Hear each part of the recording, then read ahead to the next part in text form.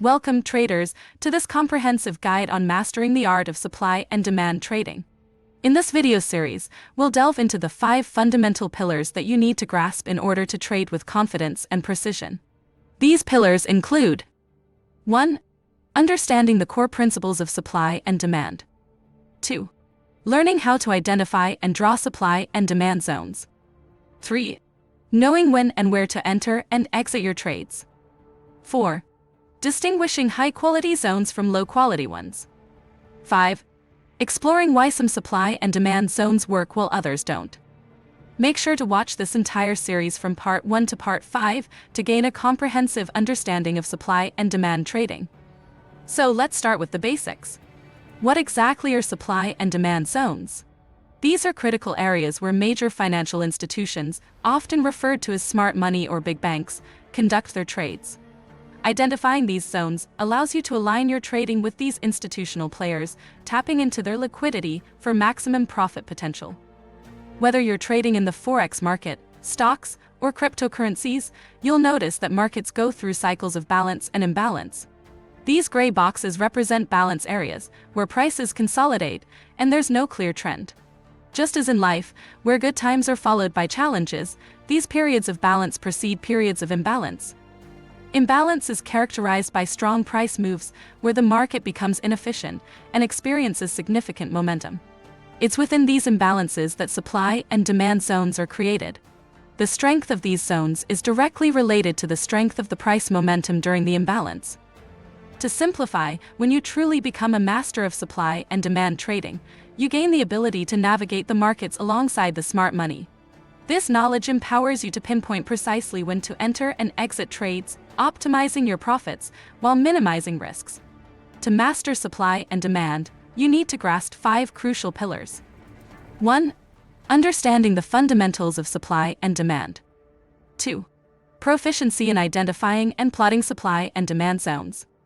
3. Knowing the optimal entry and exit points. 4. Differentiating high-quality zones from their low-quality counterparts. 5. Grasping why certain supply and demand zones are effective while others fall short. In this in-depth lecture, I'll cover all 5 pillars comprehensively. Strap in, focus, and take notes. Don't skip around. It's essential to watch this video from Part 1 to Part 5 to fully grasp the art of trading with supply and demand. Let's begin with the basics.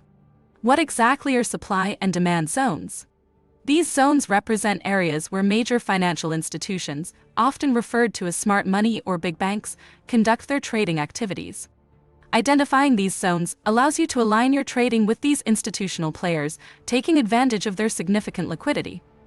Whether you're trading in the forex, stocks, or cryptocurrency markets, you'll notice that market movements follow cycles of balance and imbalance. These gray boxes represent balance areas, where prices consolidate, showing no clear trend. Just as in life, good times are inevitably followed by challenges. These periods of balance precede periods of imbalance. Imbalance is characterized by robust price movements, where the market becomes inefficient and momentum is substantial. Supply and demand zones emerge within these imbalances. The strength of these zones is directly related to the momentum experienced during the imbalance. To simplify, supply and demand zones fall into 2 primary categories: reversal zones and continuation zones. Let's start with supply. 1. Reversal supply zones. These occur when prices make a strong upward move, lose momentum, consolidate, and then reverse into a downtrend. They are also known as rally-based drops. 2. Continuation supply zones. In these zones, prices drop, consolidate, and then continue the existing downtrend after a period of consolidation. Similarly for demand zones. 1. Reversal demand zones. Prices drop, consolidate, indicating a loss of momentum in the existing downtrend. Eventually, they break out of consolidation and reverse into an uptrend. This is also known as a drop-based rally. 2. Continuation demand zones. Prices are in an uptrend, push up, consolidate, and then break out of consolidation, continuing the uptrend. These are referred to as rally-based drops. While these names can be helpful, it's not crucial to memorize them. The key is identifying these zones effectively. To identify supply and demand zones, look for 4 specific scenarios on your charts. When you spot these scenarios, you'll know a supply or demand zone is nearby. Once identified, wait for prices to return to the zone's vicinity before entering a trade. In the next part of this video, we'll explore entry and exit strategies in more detail. Stay tuned for a deeper dive into mastering supply and demand trading. Supply zones are areas where prices drop, consolidate, and then start moving upward. At this point, you should wait for prices to retrace to the demand zone as shown here before entering a buy trade.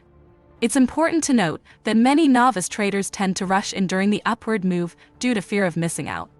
They enter the trade somewhere along this uptrend, only to have prices retrace back down to the demand zone, stopping them out. In contrast, experienced supply and demand traders patiently enter the trade at the demand zone and ride the price to new highs. Another example is when prices rise, consolidate, and then drop.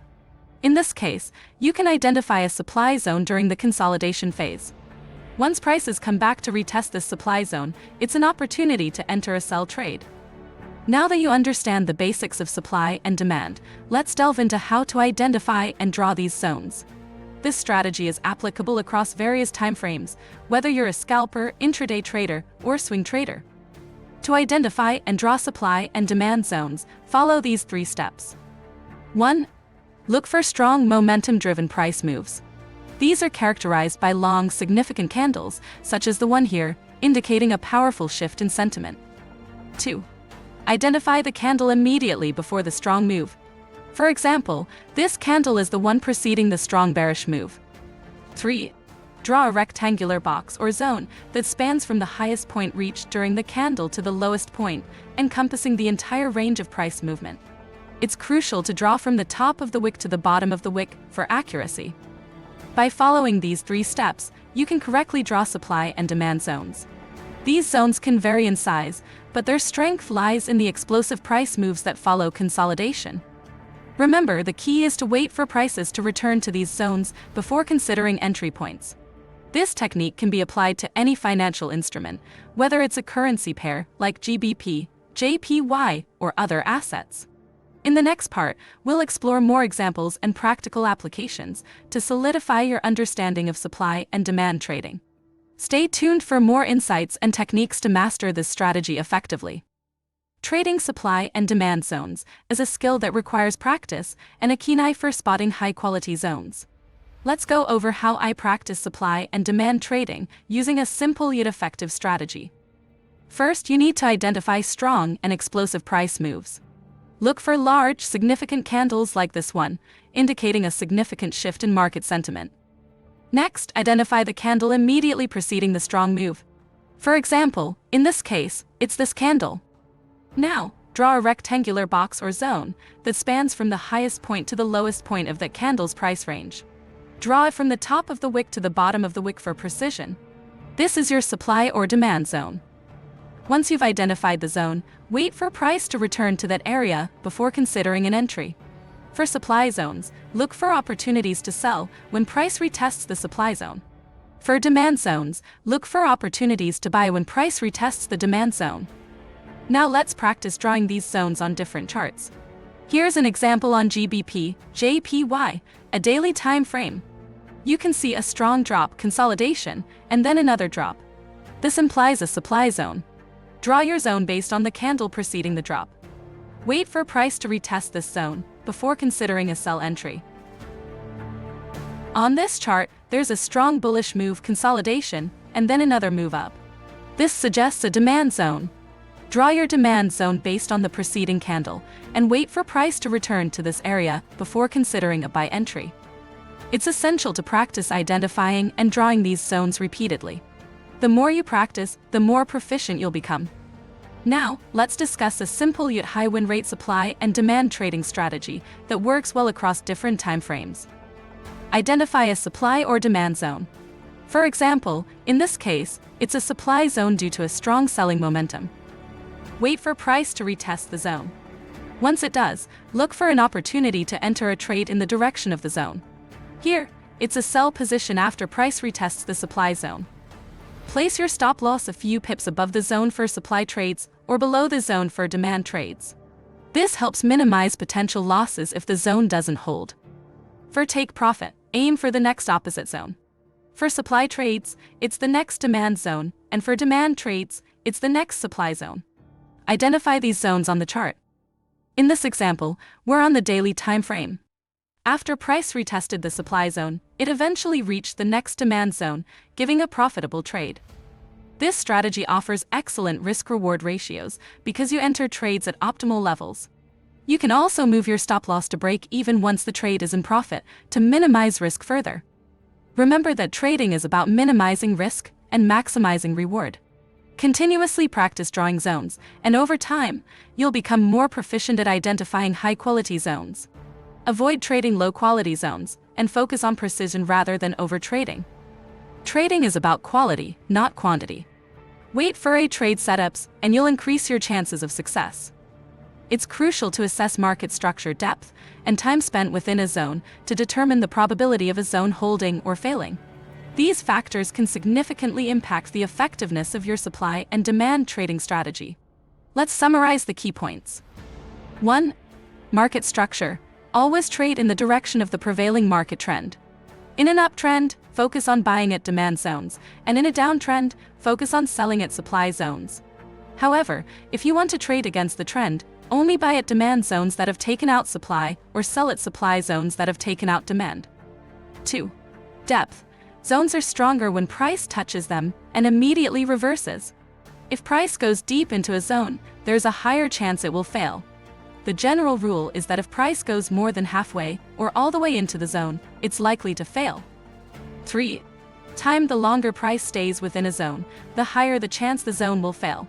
Zones that see quick reactions within a day or two are typically stronger than those where price consolidates for an extended period inside the zone.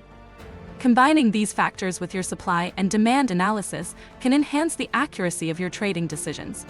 Always trade with proper risk management, including stop-loss orders, and remember that no strategy works 100% of the time. It's essential to manage your risk and be prepared for both winning and losing trades. Continuous learning and practice are key to improving your trading skills. Thanks for watching. Consider subscribing if you like the content.